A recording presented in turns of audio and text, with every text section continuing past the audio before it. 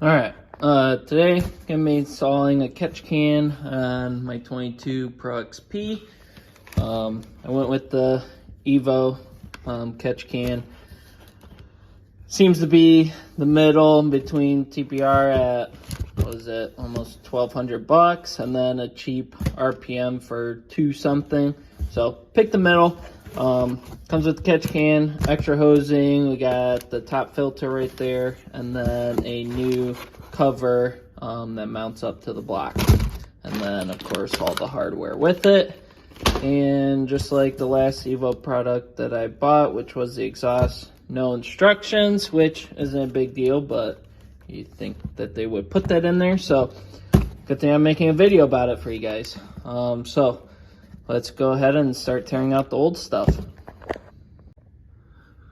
So we're inside the machine. I know some people have done it from the sides, but I have these frame stiffeners from Shock Therapy installed, so don't have very good access. So luckily I already have the firewall out. So the first thing I gotta do is unhook the stock hose that goes into the J tube. I gotta take that off and then take off the stock cover for the crankcase. So all right, so got the stock one off. Could have taken out the dipstick housing first. I just left it on, but you gotta take it off to put it on here. It just slides in there. It's got a bolt here and a bolt here, so save that bolt for last until you get that back on. So take that off, put the gasket, swap it over to Evo, and we'll go put that in. Alright, so we got the new cover put on there.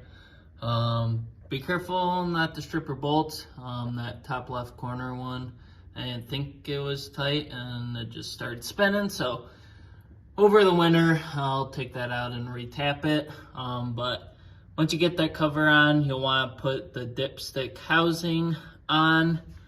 And then from there, I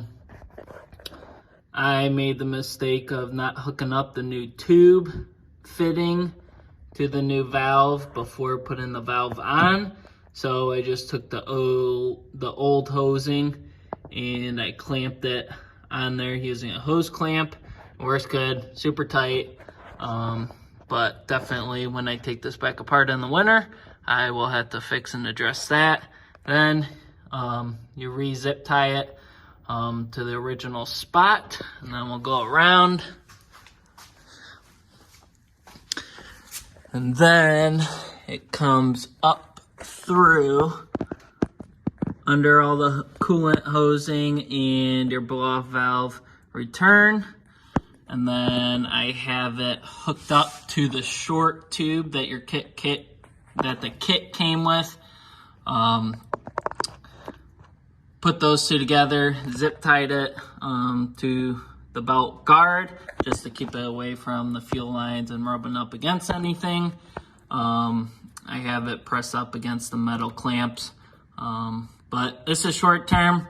Over the winter, I'm going to find a better location for the catch can or just reroute the hosing in a much better fashion. But I have it mounted right there. So then from there, I took the long tubing that the kit came with, and that's what I used for the return line. I cut off, what was that, 6 inches. I ran that underneath.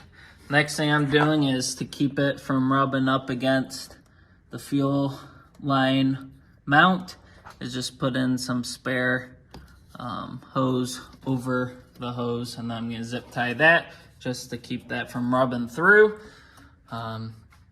Tried routing it underneath and around, but that ended up being the same thing. It was going to rub on other stuff, so I figured this short line is the best route for where I have the catch can mounted.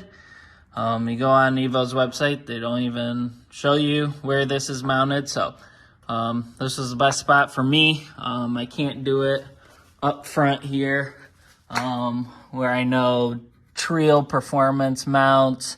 Can't mount it here because of the sway bar, and can't push it up any higher either. So I'm gonna figure that out, maybe make a custom tab or holder for it. Try to put it right there, or mount it on the side of the bed, kind of like how the RPM catch can does it. Make sure you take the gasket off of the stock oil fill cap and put it on the new one. And yeah, I started it up, made sure that the air, you can feel the air from the crankcase coming up through the filter. I just checked that all my fittings were tight, no air gaps. So far so good.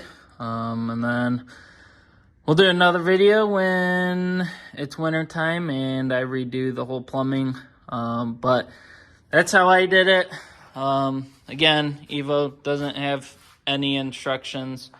So yeah, hope this helps.